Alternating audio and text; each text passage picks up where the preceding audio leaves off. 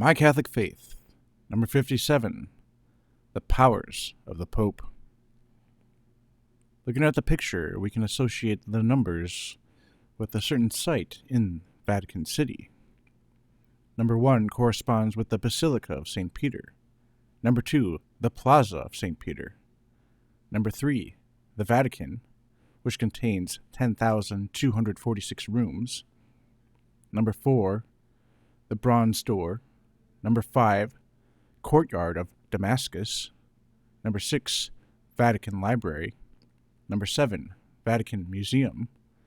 Number 8, Courtyard of Belvedere. Number 9, Courtyard of Pines. Number 10, Door leading to libraries. Number 11, the Sistine Chapel. Number 12, Vatican Gardens. Number 13, Observatory. Number 14, Campo Santo. Number 15, Quarters of the Swiss Guards.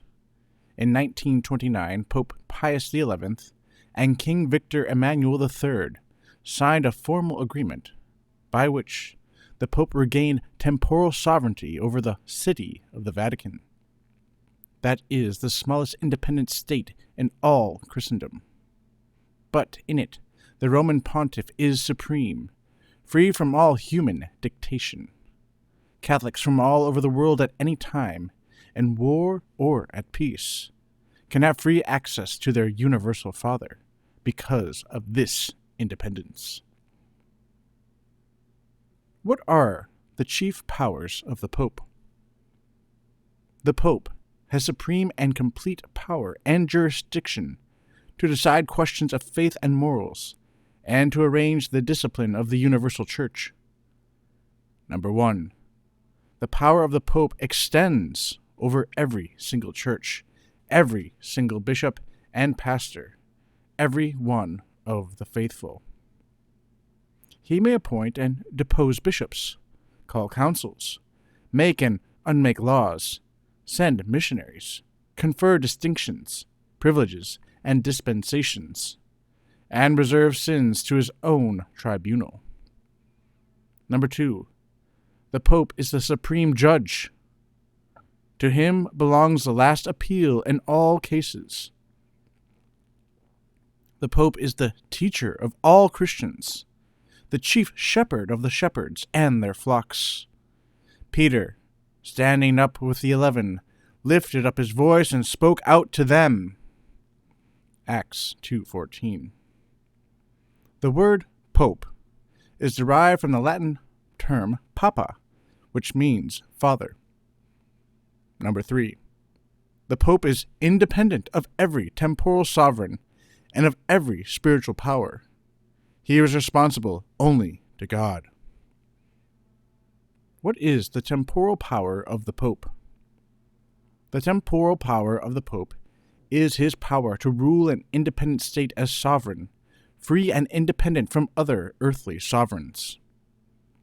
The vastness of the Church and the greatness of its responsibilities towards its millions of members requires that it should be able to communicate with them unhampered by any national government, free of foreign interference. Number 1, when Constantine the Great was converted at the beginning of the 4th century, he gave large grants of money and land to the Church. Emperors who succeeded him added to the grants. In the year 327, Constantine moved the seat of his empire to Constantinople. Rome was abandoned to itself, and became the prey of successive hordes of barbarians. The Roman people came to look up to the popes as their only governors and protectors. In fact, it was Pope Leo the Great who saved Rome from Attila, the scourge of God, and from Genesaric the Vandal. Thus abandoned by the emperors, little by little, the people of central Italy became bound more strongly to the popes. Number 2, in 754, the Lombards invaded Italy and threatened Rome. The Pope appealed urgently to the emperor in Constantinople, but he was indifferent, neglectful, and did nothing. In this emergency, the Pope crossed the Alps and appealed to Pepin, the Frankish king, to protect the people in Italy from the Lombards. Upon defeating the Lombards, King Pepin granted the conquered province to the Pope. In 774, Charlemagne, the successor of Pepin, confirmed the grant and donated additional provinces to the Pope. These possessions, called the States of the Church, the popes held till 1859. Number 3. In 1859, all the states of the Church, except Rome, were seized by the armies of Victor Emmanuel II, leader of the movement for the unification of Italy. In 1870, Rome itself was taken and made capital of Italy, and the Pope became virtually a prisoner in his own palace. Number 4. In 1929, the Lateran Treaty, signed between the Holy See and the Crown of Italy, recognized the Pope's temporal power and his sovereignty over the city of the Vatican by a formal concordat between the Pope and the Crown of Italy. The city of the Vatican is the smallest sovereign state in the world.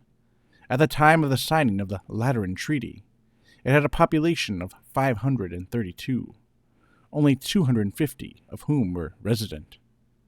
It is almost entirely enclosed by high walls and comprises 110 acres. What exclusive privileges does the Bishop of Rome enjoy to signify his supremacy as the head of the Church? The Bishop of Rome enjoys the following exclusive privileges. Number 1. He has precedence of jurisdiction and honor over all bishops. The Bishop of Rome's jurisdiction extends over all Christendom. He is first in both authority and honor. Number 2. He enjoys the exclusive titles of Pope, Sovereign Pontiff, Roman Pontiff, Holy Father, His Holiness, Vicar of Christ, Father of Christendom. But he calls himself the servant of the servants of God. Because of the words of our Lord to Peter, "Blessed art thou," we address the Pope, Beatissime Pater, Most Holy Father. The office is called the See of Peter, Holy See or Apostolic See, or the Chair of Peter. The Pope is called from his see, the Pope of Rome, and the Catholic Church under him is often called the Roman Catholic Church. Number 3. He assumes a new name upon his election, as St. Peter was given a new name by our Lord. From the 10th century, it has been the custom to choose a name from those of previous popes, St. Peter's being accepted out of reverence. He wears the tiara, a triple crown, the symbol of his preeminence in the threefold office of teacher, priest, and pastor. He wears a cassock of white silk, uses white silk shoes, and a crozier mounted by a cross. He issues medals, confers knighthood. He sends ambassadors. He has a gold and white standard. The daily program of Pius XII. At 6:30 a.m., rises, prayer, and exercise. At 7:10 a.m., enters his chapel, meditation, Holy Mass, and Thanksgiving. At 8:30 a.m., breakfast of coffee and dry bread. At 8:50 a.m., enters his private study. From 9 a.m. to 3 p.m., has audiences with cardinals and high Vatican officials, with diplomats and state officials. At 3 p.m., lunch of soup, meat, and vegetables, and sometimes fruit and cheese. Franciscan brothers prepare the meals. At 4 p.m., walks in the Vatican gardens, reading. At 5 p.m., goes to the chapel, says the rosary, reads part of the breviary. At 6 p.m., goes to his study and works. At 8 p.m., supper of eggs and fruit, goes to the chapel and prays. At 9 p.m., works in his study. At 1:30 a.m., or later, prays in the chapel, reads the breviary, night prayers, retires, sleeping at best 5 hours.